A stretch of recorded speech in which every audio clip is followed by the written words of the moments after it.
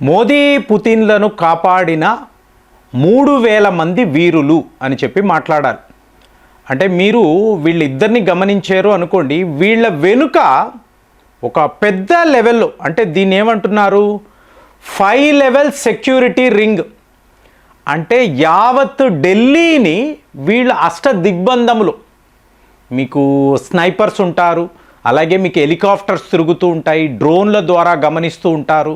So ఇన్ని జరుగుతున్నప్పుడు కూడా మీరు వాళ్ళ వెనక చూశారు అనుకోండి, ఒక నల్ల కోటు వేసుకొని, నల్ల కళ్ళద్దాలు పెట్టుకొని, మీకు ఏదేదో హాలీవుడ్ చిత్రంలో కనిపించే ఒక స్పై లాగా, ఒక జేమ్స్ బాండ్ లాగా చాలా స్టైల్గా ఒక గ్రూప్, వీళ్ళనే ఎస్పీజీ అంటారు. అంటే స్పెషల్ ప్రొటెక్షన్ గ్రూప్, లేదా మీరు స్పెషల్ ప్రొటెక్షన్ గార్డ్స్ అని కూడా అనుకోవచ్చు. సో ఇప్పుడు వీళ్ళు ఏం చేస్తూ ఉంటారు అంటే, ఇప్పుడు మీరు ఒక వ్యక్తిని చూశారనుకోండి, మోదీ గారు ట్రావెల్ చేస్తున్నప్పుడు పక్కన ఒక సూట్ కేసు పెట్టుకొని పరిగెడుతూ ఉంటాడు. ఏంటండి ఆ సూట్ కేసులో ఈయనకి సంబంధించిన ఫైళ్ళు ఏమైనా ఉంటాయా అంటే కాదండి, మీకు అది ఒక షీల్డ్. మీకు ఒకవేళ ఎక్కడైనా సెక్యూరిటీ బ్రెచ్ అనేది జరిగింది, ప్రమాదము అనుకోండి, మోదీ గారికి ప్రమాదం అంటే దీని బటన్ని నొక్కితే సెకండ్స్లో ఇది ఒక ప్రొటెక్షన్ వాల్ లాగా మారిపోతుంది. అంటే మీరు AK-47 ప్రయోగించినా కూడా ఇది ఆపగలదు. సో ఇలాగ వీళ్ళు కళ్ళద్దాలు ఎందుకు పెట్టుకుంటారు, వీళ్ళు ఎవరెవరిని గమనిస్తున్నారో వాళ్ళకి తెలియకూడదు. ఎంత షార్ప్గా ఉంటారు అంటే అంతంత గుంపుల్లో కూడా ఎవరి వైపు నుంచి ప్రమాదము రావచ్చు. అందుకే ప్రతి సంవత్సరము కూడా 600 కోట్ల రూపాయలు వీళ్ళ కోసమే, వీళ్ళ బడ్జెటే 600 కోట్లు.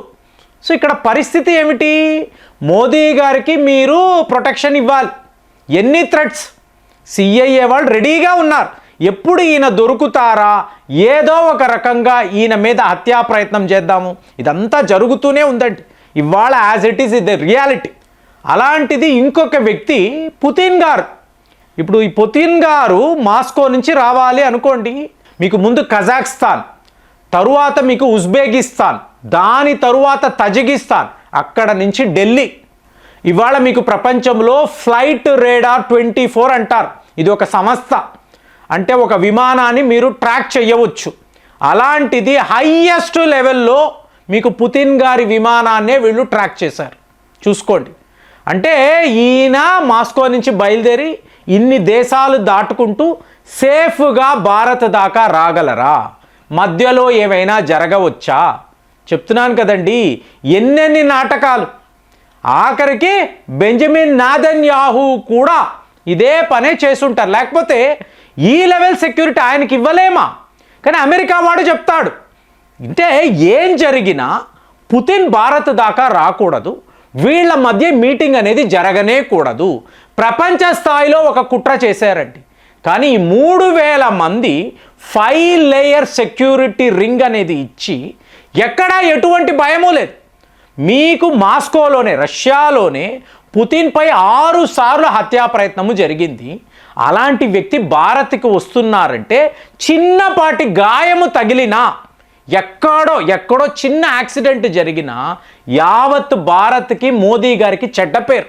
సో అలాంటి ఒక మీకు ఎట్లా ఉంటుందంటే ఆ సెక్యూరిటీ మనం ఎలా అరేంజ్ చేసామంటే మన దృష్టి అంతా మోదీ మీద, పుతిన్ మీదే ఉంటుంది.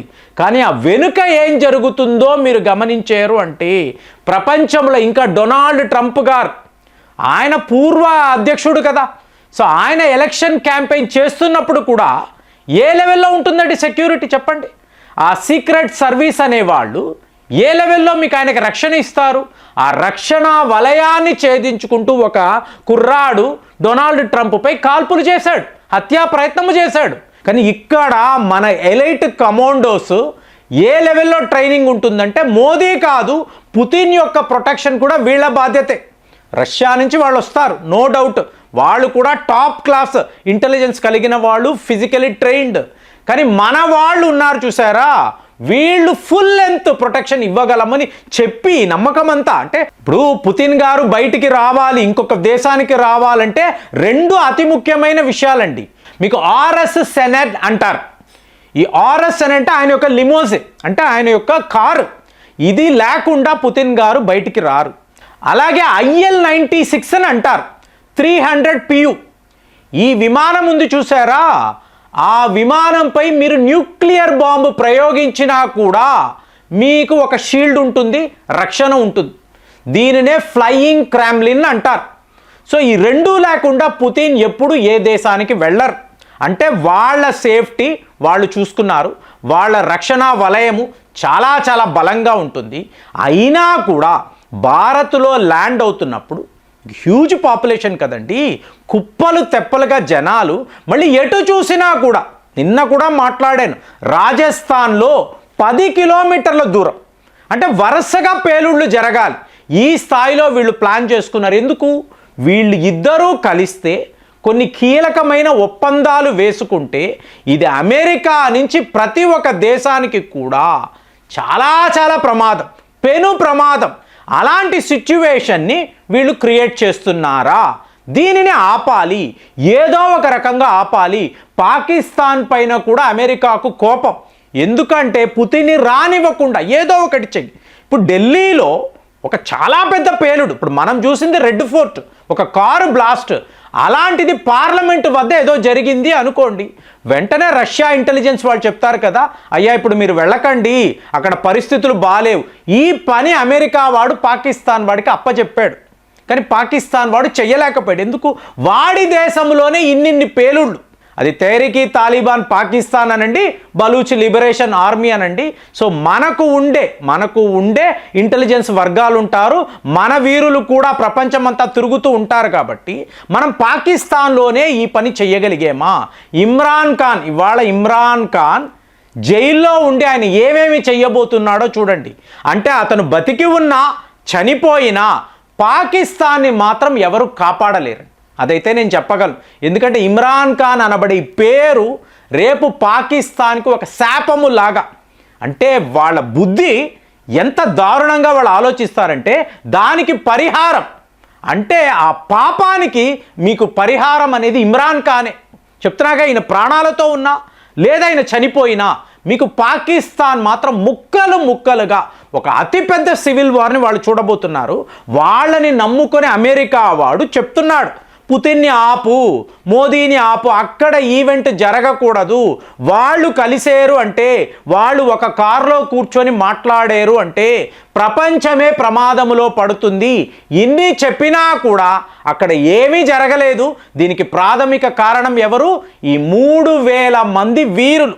సో వీళ్ళు టోటల్గా వీళ్ళ సెక్యూరిటీని తమ చేతుల్లోకి తీసుకొని మీకు టోటల్ ఢిల్లీలో ఎన్ని రకాల, అంటే మాటల్లో చెప్పలేమండి. మీకు ఈ 5 లేయర్ అన్నప్పుడు ఆ సెక్యూరిటీ ఎలా ఉంటుందనేది మనము ఓపెన్గా చెప్పలేము, కానీ ఇదంతా కూడా వీళ్ళ బాధ్యతే. దానిని వీళ్ళు అద్భుతంగా చేయగలిగారు. మరొక విషయం ఏంటంటే మహిళలు కూడా ఉంటారు. మరి మహిళలు ఏమైనా తక్కువ తిన్నారా? వీళ్ళు కూడా ఈ ఎలైట్ కమాండోస్ గ్రూపులో ఉంటారు. ఉండి వీళ్ళు మోదీ గారి సెక్యూరిటీ, ఇవాళ వచ్చిన పుతిన్ గారి సెక్యూరిటీ రెండిటినీ చూసుకున్నారు. సో ఇది ఒక అద్భుతంగా జరిగిన విషయము. ఆయన సేఫ్గానే వచ్చాడు, ఇక్కడ ఆయన సేఫ్టీని వీళ్ళు చూసుకున్నారు అన్నప్పుడు వాళ్ళ గురించి కూడా మనం ఆలోచించాలి కదా. ఎప్పుడు మనం మోదీ పుతిన్ కాదు, వాళ్ళ వెనుక ఉండే ఈ ఎలైట్ కమాండోస్ గురించి కూడా మాట్లాడాలి. కాబట్టి ఈ వీడియోలో వాళ్ళకి సంబంధించిన వివరాలు చెప్పాను. మరి మీకేమనిపిస్తుంది? ఈ సెక్యూరిటీ విభాగం గురించి మీరేం ఆలోచిస్తున్నారు? కామెంట్స్లో రాయండి. మళ్ళీ వచ్చే వీడియోలో కలుద్దాం. జై హింద్.